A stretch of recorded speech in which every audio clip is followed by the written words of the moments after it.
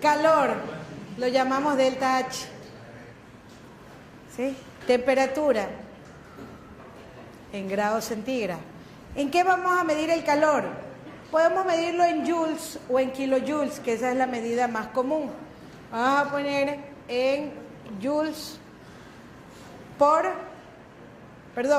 joules.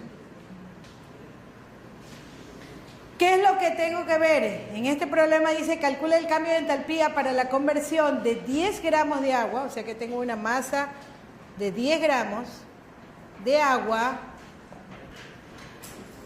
que se encuentra a menos 25 grados centígrados. Asumamos que aquí está 25 grados centígrados. Y se calienta hasta 120 grados centígrados.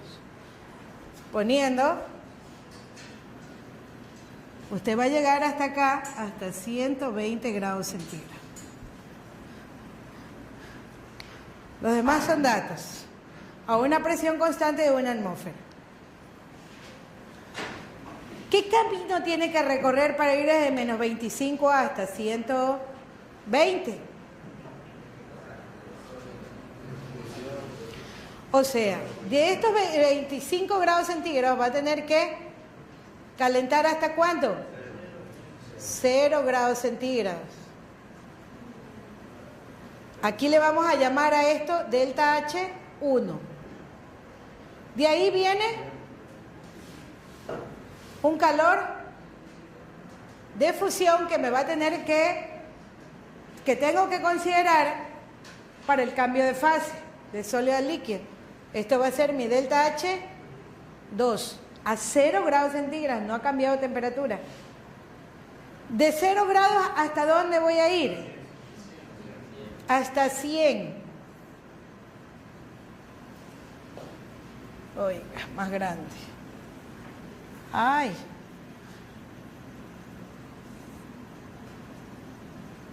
Suponiendo 120 grados centígrados. 100, perdón, gracias. Y aquí tengo otro calor. Esto va a ser delta H, podríamos llamarle delta H3. ¿Aquí qué va a haber? Calor. Aumento de calor a la misma temperatura. ¿Cómo le llamamos esto? Delta H4 sería. Y aquí me va a quedar... Uy, este 120 me quedó muy arriba.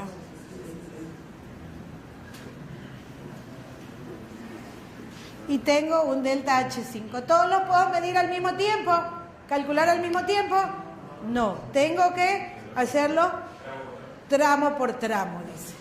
Sabiendo que delta H1, delta H3 y delta H5, ¿cómo se calculan? Va a ser masa por el calor específico por delta T. Y delta H2 y delta H4, esto es 1, 3 y 5. Y delta H2 y 4, ¿cómo se mide? Eso va a depender en qué unidades me lo han dado. Me han dado calores específicos y para el agua el delta H de fusión dice que es 6.01. En este caso, delta H2 va a ser igual a, díctemelo, 6.01 kilojoules por mol. ¿Y delta H4 cuánto es? 40,65 kilojoules. 67. ¿Ya? Entonces vamos al cálculo. ¿Cómo calcula delta H1? Dice que es la masa. ¿De cuánto es la masa? De 10 gramos. Por el calor específico del hielo. 2.09, ¿qué cosa? Joule por gramos, grados Kelvin, por Delta T, ¿de cuánto es el delta T? ¿Ah? Hay que transformarla de centígrados a Kelvin. Tengo que transformarla de centígrados a Kelvin. Ya, a ver, conviértame de centígrados a Kelvin. Usted tiene de menos 25 más 273. ¿Cuánto le da? 248 Kelvin. Y el otro es hasta 0 grados. Más 273 me va a dar 273. ¿La diferencia de cuánto es? Saque la calculadora, así es que no...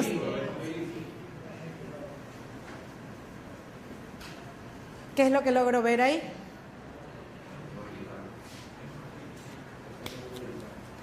Que sale un número impar. ¿Cuánto era en grados centígrados?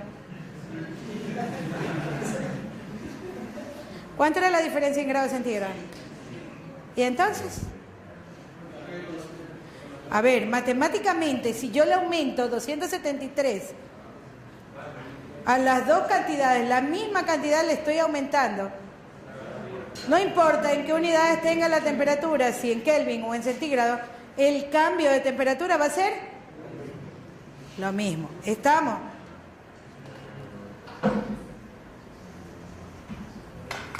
Así que no tengo que pensarlo. Aquí me lo dan en Kelvin.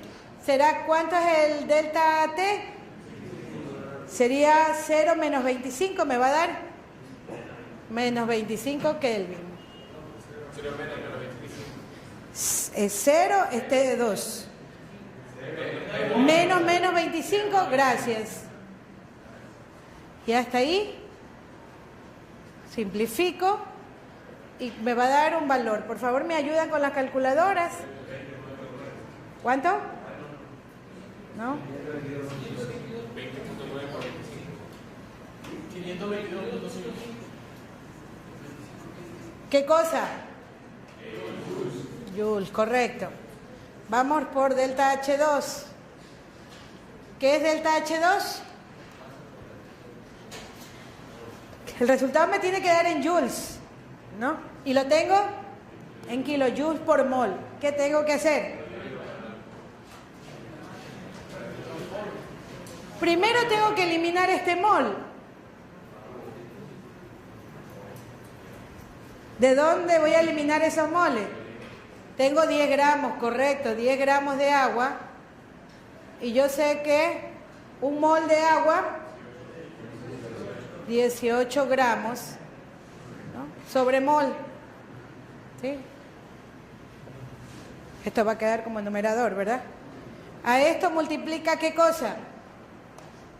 El 6.01 kilojoules por mol.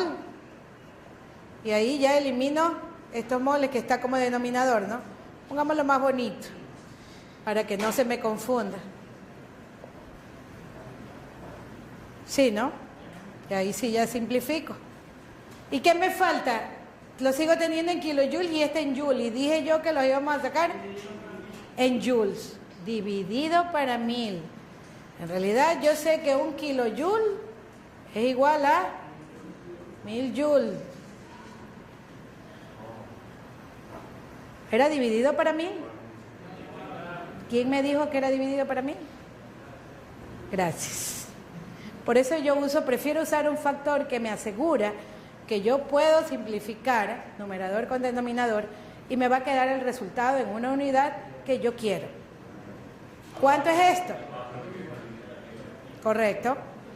¿Cuánto da? 3.338. ¿Qué cosa? Ya vamos por delta H2. Ya delta H3 ya lo puede hacer usted.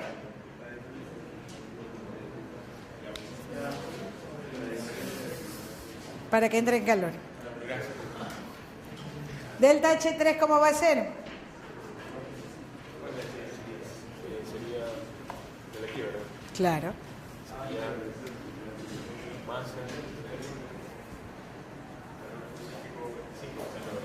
El calor específico es 4.18 joule por gramo.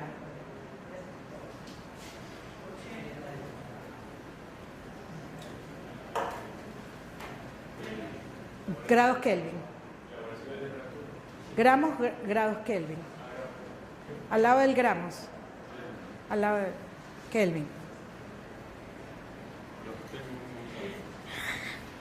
¿Y cuál es la variación de temperatura? Entre 0 y 100, ¿de cuánto es el delta? De 100. 100 nada más, no es que 100 menos 0. Sí, no se preocupe que cuando uno está ahí en el pizarrón provoca todas las confusiones. ¿Correcto? No importa. ¿Cuánto es eso? 4180. Pónganlo allá al lado, por favor, como resultado. No, allá al lado, para que me dé espacio. ¿Sí?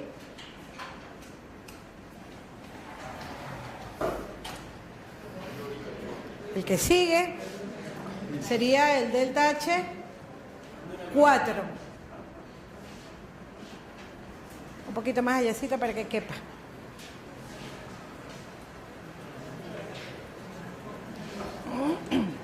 ¿Qué sería? ¿Cuáles son? Tengo 40.67 kilojoules por mol.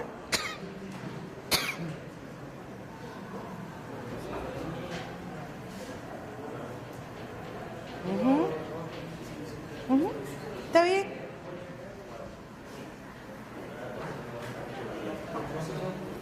$40.67 kilojoules por mol.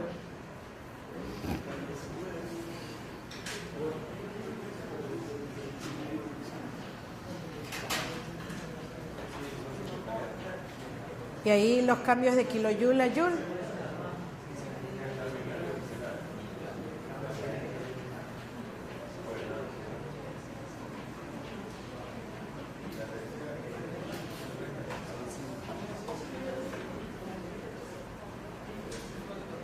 ¿Cuánto da eso? Si nos ayudan.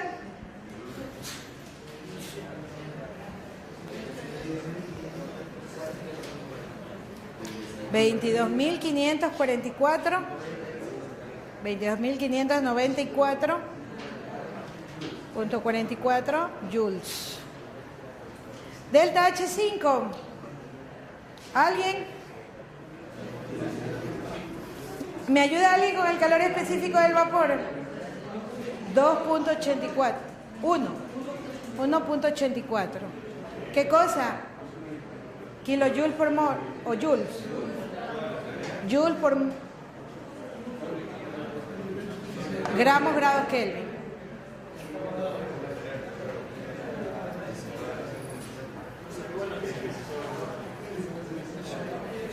MC delta T.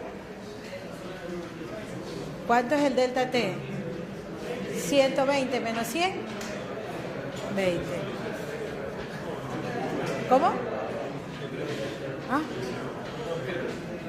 ¿Qué acabamos de decir? Que no importa en qué temperatura esté, el delta siempre es el mismo.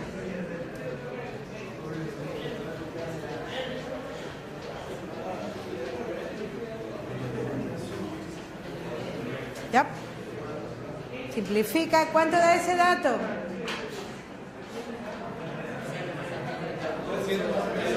368. 368.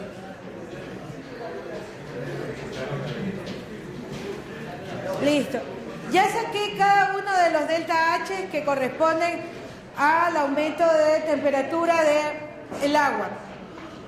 Pero yo quiero la cantidad de calor total. Tendría que sumar todos los resultados. Si usted se da cuenta, esta es la más grande, ¿no? Que es la que acabamos de decir hace un rato en el gráfico. Es notorio. Comparado con los demás, más que toditos. Entonces aquí va a ser delta 1 sería 500, delta H total va a ser 522.5 joule más delta H2, 3.300 joules más 4.180 joules más 594.44 joules más 368 joules. ¿A cuánto es igual esto? ¿Cuánto? 3. 3.003 me dijo. 3.003 joules. O sea que para aumentarle 145 grados centígrados a 10 gramos de agua, usted tuvo que gastarse 31.000 joules de energía. ¿Le parece mucho o le parece poco? Poco. Ah. Es mucho. Lo que pasa es que usted todavía no logra ver la magnitud de un joule. En realidad que no es mucho, pero va a necesitar un combustible para generar este calor. ¿Qué es la presión de vapor? ¿Qué entiende usted por presión de vapor? Es la presión ejercida por su vapor cuando los estados líquidos gaseosos están en equilibrio dinámico. En los líquidos siempre hay una cinética, como en todas las sustancias líquidas, gaseosas. Hay una energía cinética que mueve las moléculas dentro de este líquido. Pero en ese movimiento y en esa cinética siempre se genera vapor. Por la fricción misma que hay, la cantidad de calor que se genera, va generando algo de vapor. Aquí me habla, dice, la presión cuando los estados líquidos y gaseosos están en equilibrio dinámico.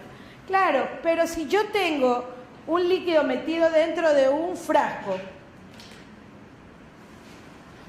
y este frasco está completamente cerrado, ¿qué pasa con las partículas que salen al estado de vapor?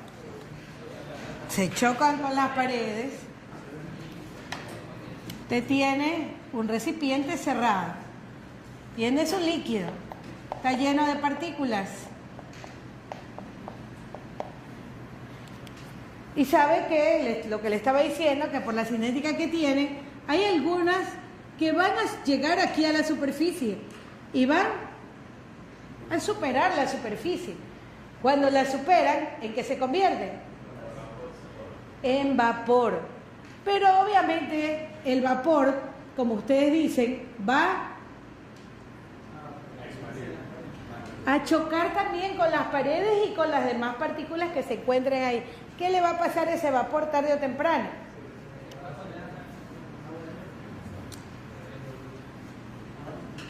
Es decir, que yo no voy a solo tener partículas que están saliendo, sino que va a haber un momento en que esas partículas van a ingresar.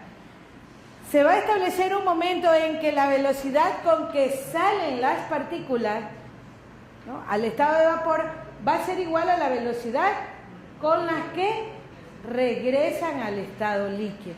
Eso es lo que llamamos equilibrio dinámico. ¿Dinámico por qué? Porque eso no va a parar. Mientras el líquido esté dentro del recipiente, las moléculas salen y vuelven a entrar hasta que se establece un equilibrio. Ahí es donde hablamos de la presión de vapor. ¿Sí? El equilibrio dinámico se establece cuando la evaporación y la condensación ocurren con la misma rapidez. Pero ¿qué pasa si yo caliento este líquido? Aquí le pongo un calorcito. ¿Qué va a pasar con esa presión de vapor que se ha establecido ahí? Va a aumentar. ¿Hasta cuándo aumenta? Es indefinido. Yo puedo llegar a 200 grados centígrados. ¿De qué depende? Yo puedo llegar hasta la temperatura que a mí se me ocurra. Yo tengo agua. Yo puedo llegar hasta donde quiera. Solo podía llegar hasta aproximadamente 100 grados centígrados. Si tenía alcohol, hasta menos. A lo mejor no se acuerda del valor. ¿Qué significa? No importa la cantidad de calor, hay algo que me detiene este proceso. No puedo llegar a cualquier temperatura. ¿Qué es lo que me detiene este proceso? Pero el punto de ebullición está afectado por algo. Por la presión atmosférica. Hay un límite. La presión de vapor va a crecer hasta que se iguale a la presión atmosférica. Presión de vapor igual a presión atmosférica. ¿Y qué se genera ahí? Punto de ebullición. ¿Sí? Entonces no es hasta cualquier temperatura que yo... Por eso es que yo necesito mucha energía para convertirla, para seguir calentando cuando yo ya tengo vapor. Porque lo que me permite la presión atmosférica es solo llegar hasta el punto de ebullición. Pero este punto de ebullición podría cambiar. Dependiendo de la presión. ¿Dónde cambio yo la presión? ¿Dónde podría cambiar la presión? Por ejemplo, cuando yo subo en altura sobre el nivel del mar, me voy a Quito, en Quito voy a tener la misma temperatura de ebullición en el agua. ¿Por qué es más baja? Usted dice que es mayor, ¿por qué es mayor? Si usted sube en altura sobre la superficie de la Tierra, esta presión atmosférica disminuye. Y si yo tengo que llegar a una presión atmosférica más baja, ¿no? Mi presión de vapor también tiene que ser más baja. Ha tenido que calentar menos para llegar a una presión de vapor nueva que me iguale la presión atmosférica. Por lo tanto, mi punto de ebullición también tendría que bajar. Claro, en este caso sí. Por lo tanto, sí. ¿Por qué tengo menos presión atmosférica? Recuerde que la presión atmosférica se establece por la cantidad de gas que hay sobre la superficie donde éste se mida. Mientras más arriba está, menos cantidad de gases hay.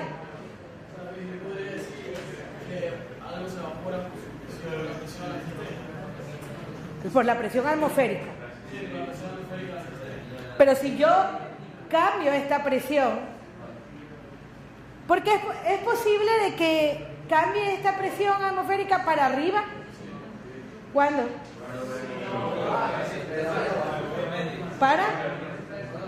Pero ahí ya no es presión atmosférica por gas, ya ahí es gas más agua. Mire,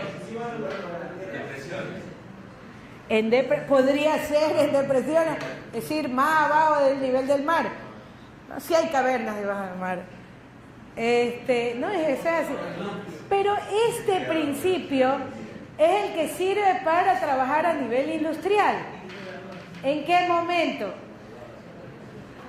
Si usted logra subir la presión atmosférica, usted va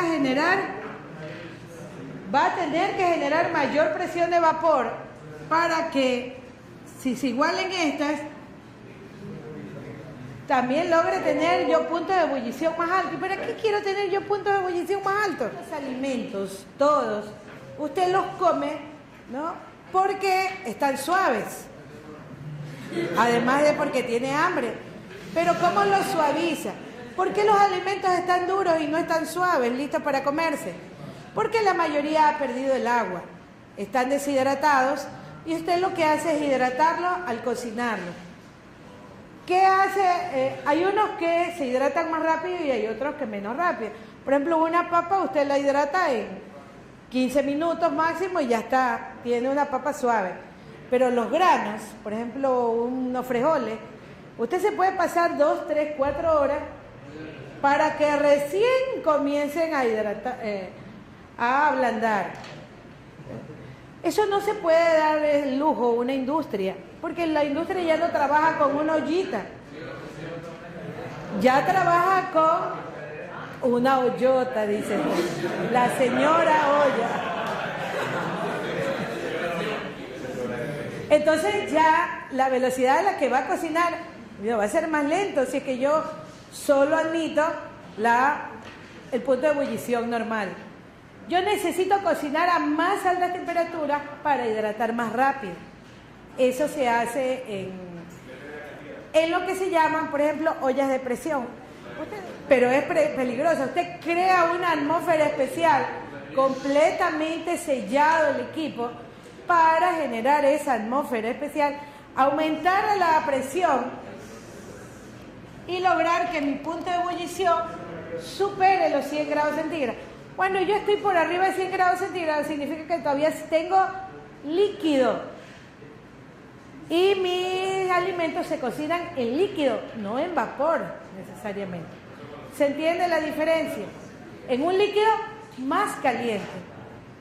Ese es un principio bastante utilizado a nivel industrial para aprovechar un líquido a más altas temperaturas. Como usted ve, lo que usted me acaba de contestar cuando estábamos revisando la presión de vapor, se manifiesta en estas curvas que usted ya conoce, donde decía que en el laboratorio usted determinó punto de ebullición, por ejemplo, del agua. ¿Cuál es la temperatura de ebullición del agua? ¿Por qué 100 grados centígrados? Porque a una atmósfera, 760, tiene 100 grados centígrados. Eso usted lo midió. Y que si se iba a Quito, por ejemplo, tiene que bajar la presión atmosférica, no sabemos. ¿Alguien hay de aquí de Quito? ¿Y usted sabe cuál es la presión atmosférica en Quito? Es decir, pongámosle a 700. El punto de ebullición en la sierra, obviamente también tiene que bajar de 100 grados centígrados. ¿Sí? Por el contrario, usted puede cocinar, dice, en una olla de vapor. Subimos presión y por lo tanto, si subimos presión, la temperatura también va a comenzar a moverse. ¿Mucho o poco? Aquí estaba en 100. Si yo aumento la presión, es decir, voy para acá, tengo que ir siguiendo la línea. Y mi punto de ebullición se va a mover lo que me dé esta línea. ¿Cuánto? A lo mejor no es mucho, pero esos pocos grados podrían hacer la diferencia en un proceso. ¿Ve? Usted tiene alcohol etílico. ¿Cuál era el punto de ebullición del alcohol etílico? Está en alrededor de 78, dependiendo del grado de pureza que tenga. Y que el alcohol, igual, no importa a qué temperatura esté, mientras esté en estado líquido, siempre puede pasar por un aumento de temperatura pequeño al estado gaseoso. Esto no es otra cosa que la línea de equilibrio líquido-gas que usted ya dibujó en el diagrama de fases. Tenemos aquí pues diferentes datos y si usted revisa en los textos la cantidad de curvas que puede encontrar, ¿no? Va a depender de la cantidad de sustancias líquidas que se conozcan. Hay muchas curvas al respecto, obviamente todas no nos sirven, ¿no? Pero esa es una forma de trabajar. Usted tiene presión, busca temperatura, ¿no? A través de estas gráficas. Pero también hay otros métodos, como es la ecuación de Clausius-Clapeyron.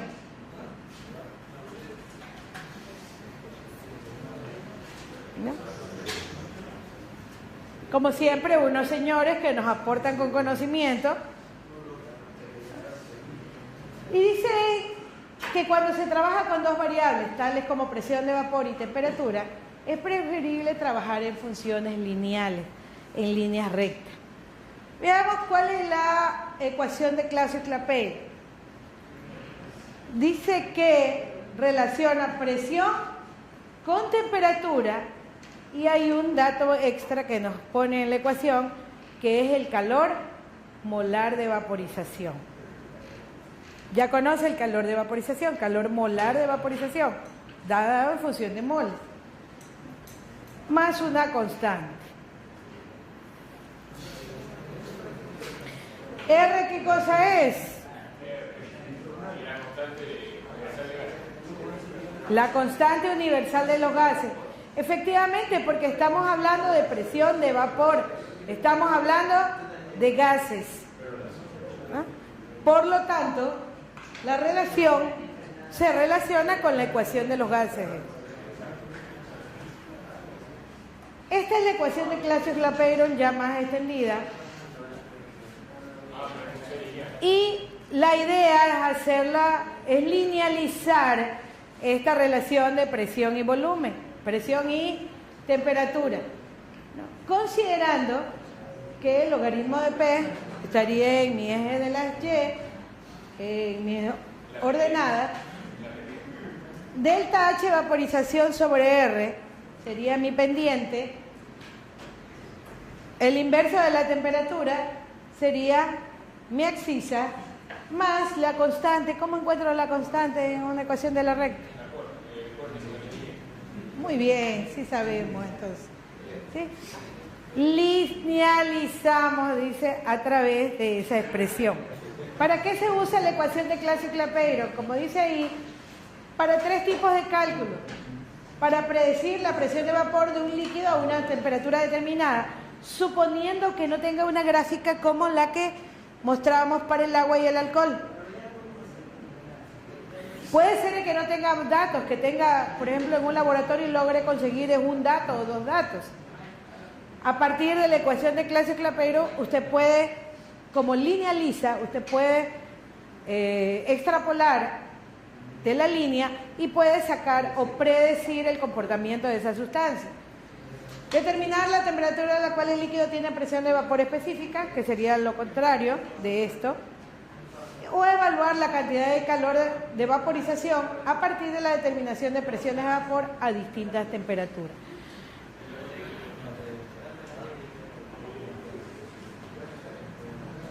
Entonces veamos cómo usar la ecuación. Suponiendo que tiene varios datos, como en este caso, dice, grafique el logaritmo de P versus 1 sobre T. Si tengo Y, era logaritmo de la presión, versus 1 sobre T, que era X, y determina el calor molar de vaporización del mercurio. Entonces me dan algunos datos. 200, 250, 300, 320, 340. Si estoy utilizando una ecuación que se deriva de la ecuación del gas ideal, ¿en qué unidades tiene que estar la temperatura? En Kelvin. ¿La presión va a ser necesario cambiar?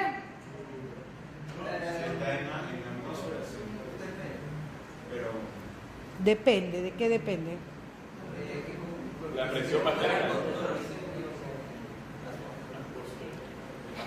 Mire, para estos problemas, que ya vamos a ver que se dan en función de dos puntos, cuando trabajo en milímetros de mercurio o en Torricelli o en atmósfera, va a ser lo mismo, porque si yo voy a buscar presión, me lo va a dar en las mismas unidades. ¿Sí? Yo grafico logaritmo de P contra 1 sobre T, logaritmo de P versus 1 sobre T, tengo mi gráfica. ¿Todos los puntos pasan por la gráfica? No siempre. O sea, ¿puedo tomar cualquier punto para sacar...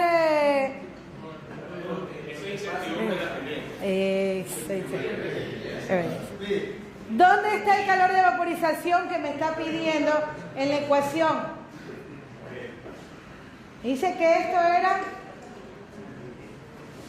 ¿Dónde está? Dígame. Muy buena observación.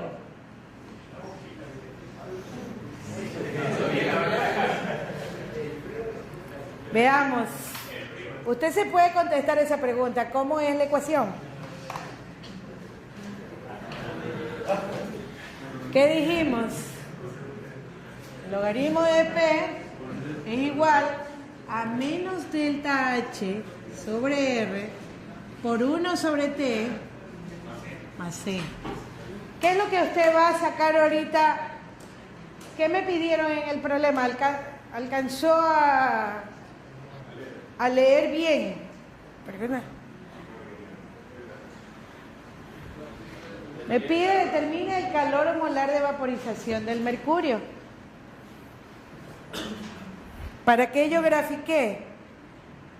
Yo podía sacarlo con la ecuación. ¿Puedo sacarlo solo con la ecuación? El calor molar de vaporización. Es más fácil pensar que esto es mi pendiente. ¿Y cómo es la pendiente? ¿Cómo es mi pendiente? Por lo tanto, siempre va a ser así. Está dada por la ecuación.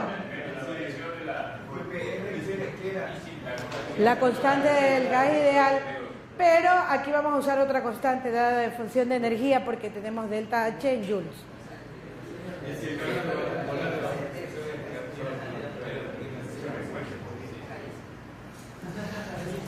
A ver, esta es la ecuación. Mi delta H tendría que ser, pero el delta H, un delta, ¿qué dijimos? Es una variación que tiene es la distancia entre un punto y otro. ¿Es negativo o es positivo? Bueno, una distancia siempre es positiva, nunca va a ser negativa. ¿Qué es lo que hace con usted con el signo? Le da el sentido nada más de la dirección. Si lo que yo quiero es sacar solamente calor de vaporización, con la pendiente me basta. ¿Verdad? ¿Y cómo yo saco la pendiente? Con 2 puntos que pasen por la recta. Es suficiente. ¿Sí?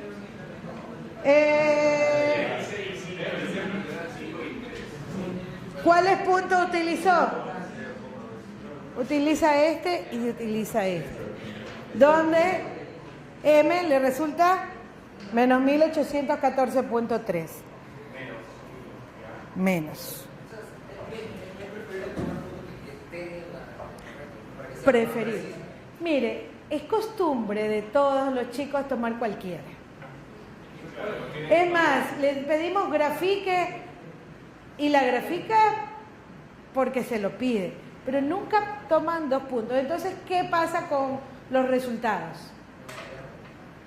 Hay variaciones. Si yo quiero sacar el mismo resultado, ¿qué es lo que tendría que hacer? Hacer una gráfica con la mayor cantidad de puntos que pasen por esa recta, ¿verdad? Y sacarla en función de ellas. Aquí yo estoy considerando este y este que pasan exactamente por los... Y eso me da esta pendiente. Sabiendo que la pendiente es eso, el calor de vaporización despejado me va a dar M por R. Y R, que vamos a usar para estos cálculos, es 8.314 joules por mol grados Kelvin. Esa es la constante que se va a utilizar aquí. No olvide que no es 0.082, esto está dado en otras unidades. La constante puede variar en unidades. Y tengo al final mi calor de vaporización. Porque hay para la ecuación de Clausius-Clapeyron en función de 2 puntos.